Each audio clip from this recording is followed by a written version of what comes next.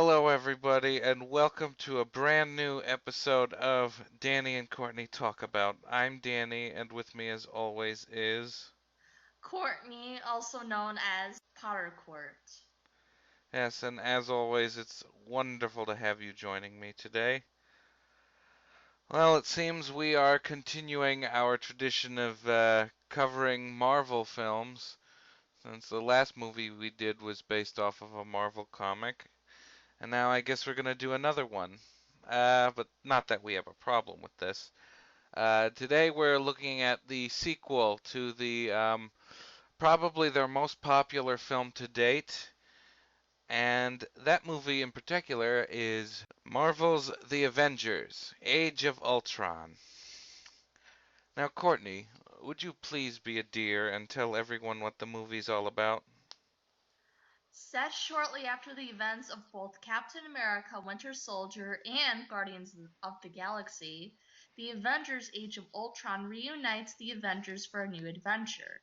After the team retrieves an Infinity Stone from a Hydra base in Russia, Tony Stark, aka Iron Man, convinces his friend Bruce Banner, aka the Hulk, to help him use it to create an artificial intelligence defense system that can make the world a safer place.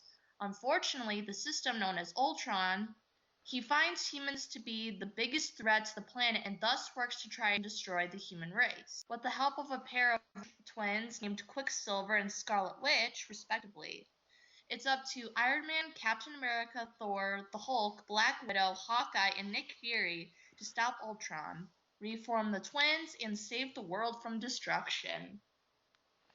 Yep, that's pretty much the story as a whole, or in a nutshell, whichever you guys prefer. I tend to say both of those a lot. So yeah, as I mentioned earlier, this is a sequel to probably their most popular film, The Avengers. So obviously they have a pretty high regard to have to live up to. You know what I mean? Yeah, I mean, I get what you're saying. Like, if you have like a big blockbuster like Avengers, surely you want to follow up with a great sequel. Yeah. So let's talk about that. What did you? Obviously, I know you and I both loved the first movie. Yeah, I adored the first movie, honestly. That's like one of my favorite superhero movies of all time. Yes, it was definitely a great movie. So now that they have a sequel, let's talk about what we thought about this. Did this live up to its first one or not? I'll let you go first. What did you think about Age of Ultron? I thought it was just okay. Like, for like the longest time, I've had like this huge hype about there being like a sequel to the Avengers, and then when I finally see it, it's just not as great as, say, like the first one. Interesting. Yeah, I do kind of agree with you to an extent. I don't think it was as good as the first one, but I personally still found it to be kind of enjoyable. I thought, like the first one, it had a pretty basic storyline. It all the characters we had loved from the first movie and all the other Marvel movies were still their wonderful selves, and there was a lot of really good action. So yeah, let's go further into it. Let's talk about how the returning character. Uh, let's talk about the characters. I'm gonna split this into two categories. We've got returning characters and new characters. Let's start with the returning characters. What do you have to say about those guys? I don't really have any complaints as far as, the cast coming back. I still thought, like you said, they are themselves and they're still pretty enjoyable to watch on screen. But again, I mean, it's not as good as, say like the Avengers, how they were, interacting in that movie, say. Interesting. There's actually a couple of things this movie I think actually does a little bit better than the first movie. And that is actually how they handle the two characters who have not had their own movies yet. What I mean is they actually give some more characterizations and backstories to Black Widow and Hawkeye, which I thought was kind of cool thing to do because, like I said, they're the only two members who don't have their own movie yet. Marvel, we're looking at you. Please make a movie of those guys. Yeah, that would be pretty cool actually to see movies with those guys. Yeah, and not just as sidekicks to the main hero. We mean the actual heroes. But as we're looking at it, what did you think about them going into uh, Black Widow's backstory and Hawkeye's personal life? Well, I mean, I didn't really mind Black Widow's more characterization for her, but I think as far as like personal life, I guess for Hawkeye, it just sort of caught me off guard because it's something I would have never expected. Yeah, that doesn't always mean it's a bad thing, though. But yeah, another thing that I kind of like a little bit more is that in this movie we see more of Bruce Banner as the Hulk, um, which I thought was a lot of fun. Now, I know there was plenty of the Hulk in the first movie, but there was more of him, and who doesn't love seeing that jolly green giant get angry and beat beat things up? Oh Um, gosh, now you're making me think of that green giant mascots for those like green, like, I don't, for corn and stuff and like veggies. that was the joke I was making. Oh, I knew that. Yeah, but anyway, one thing they do kind of that's a little bit unusual though is they have there's sort of this romance between Black Widow and the Hulk. What did you think about that? Now, after seeing this movie, that's probably one of the things I did like is the relationship explored between Black Widow and the Hulk. I mean, I thought that was pretty cute. Yeah, um, I agree. Um, and of course, it was good to see, Captain America being Captain America again. We did, of course, talk about him a lot in our previous discussion about him, so we won't go into too much detail. But if you need a quick summarization, he's Marvel's version of Superman. What more could you want? Exactly, you know? Mhm. And then there was Thor.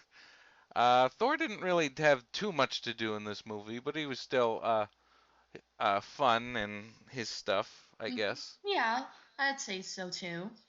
Um, yeah, I guess he didn't have that much to do because he didn't have to fight Loki, who was the villain in the first movie. Yeah, yeah, I think But that is true.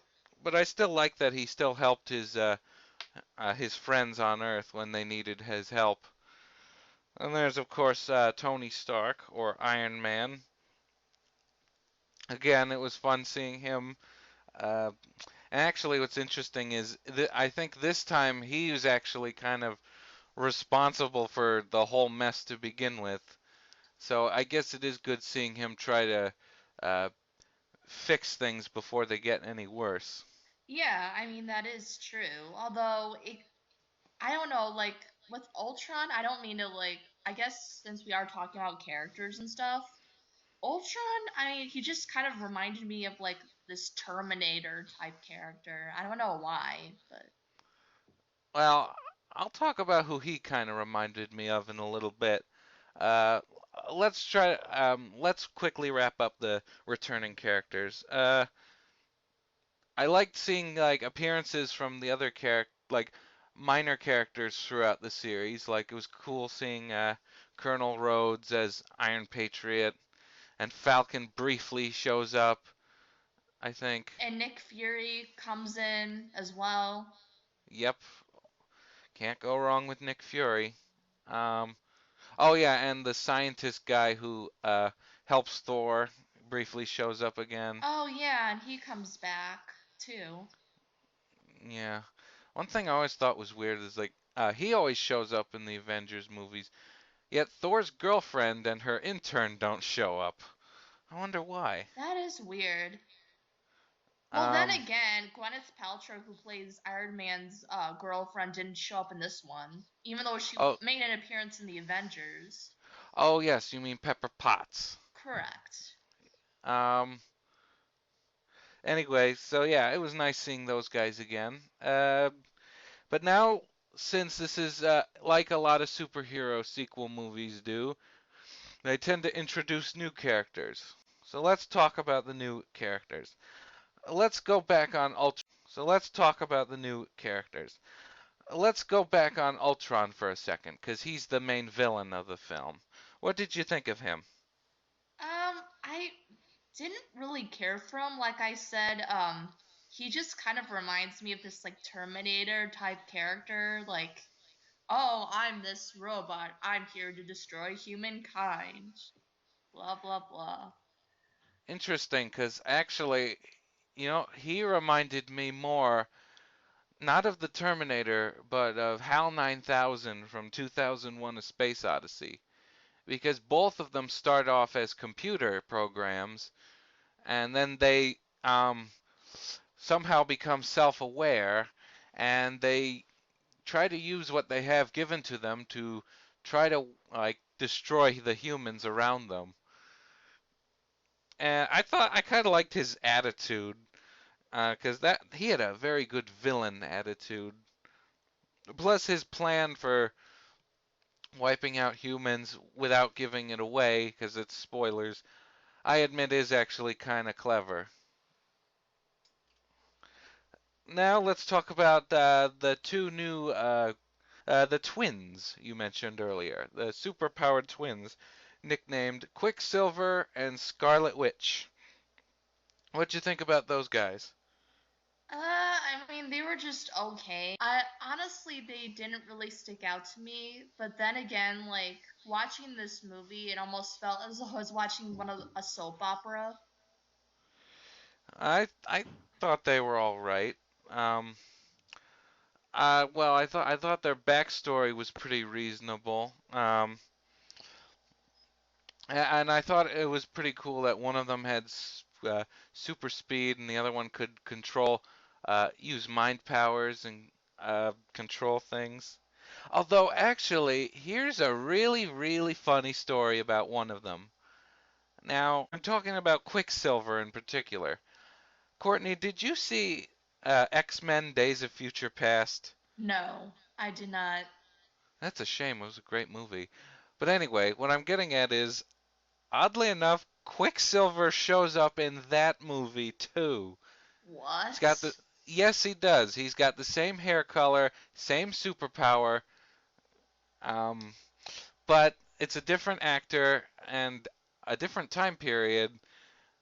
It's probably going to confuse a lot of moviegoers going in. But if I do have to be honest, I do kind of like the X-Men version of Quicksilver a little bit more.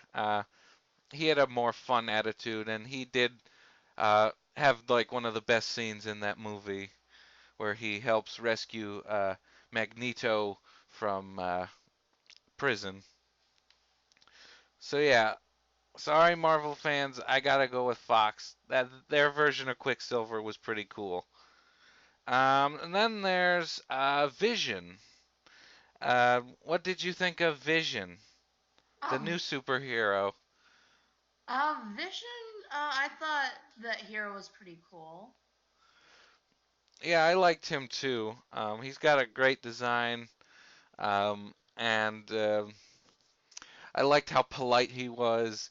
Like moments like after his introduction, after they get into a brief fight, he's like, "Oh, I'm terribly sorry for like the trouble I must have caused." Yeah, we need more polite superheroes. I know, right? Yeah. My brother told me his one complaint about the character apparently is that in the comics, uh, Vision has yellow eyes instead of normal human eyes. Uh, but I guess it wasn't enough to really ruin the film for him. To me, it really doesn't matter. But hey, it could be worse. I mean, it's not like they gave him blue arms and then my brother goes pepper spraying someone. That is Uh, true. yeah. No. Anyway, point being, I liked Vision. I hope we get to see more of him in future Marvel films. And yeah. So now that we've covered all the characters that show up in this movie, let's talk about do we have any favorite scenes or moments that you want to talk about? I have to say my favorite scene would have to be when each of the heroes experience their own haunted vision. And I thought that was Oh, pretty cool because it tapped into the whole psychological drama of like our heroes. yeah. That was what Scarlet Witch did. That just goes shows you how powerful she is. Mm-hmm. Yeah, that was a pretty intense scene. Uh, my favorite scene, and it's an action scene, comes actually right after that. Because when Scarlet Witch messes with Bruce Banner's mind, you can imagine what that does to him. Yep. He gets angry, and when he gets angry, he turns into the Hulk, Mm-hmm. and he goes on a rampage. Mm-hmm. And it's up to Iron Man to have to calm him down. So he puts on this new suit from outer space called the Hulkbuster, and there's a really awesome fight scene. Some people I've heard have complained that the fight scenes do go on for a little bit long, but I thought they were fun and not that bad. Mm-hmm. And then of course I think a lot of people's favorite scene is the one involving Thor's hammer, Mjolnir, or as the intern calls it, Mew Mew.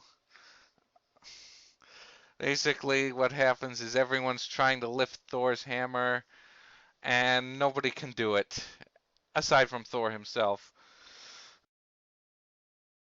Smell the silent judgment? Please, start by all means. Never one to shrink from an honest challenge. Get after it. Here we go. It's physics. Physics. All right, so if I lift it, I then rule Asgard? Yes, of course. I will be reinstituting Prima Nocta. Be right back.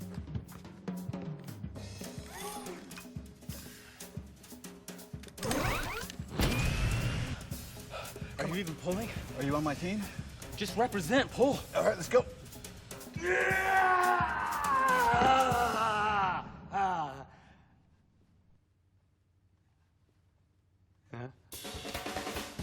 Go, Steve, no pressure. Come on, Cap.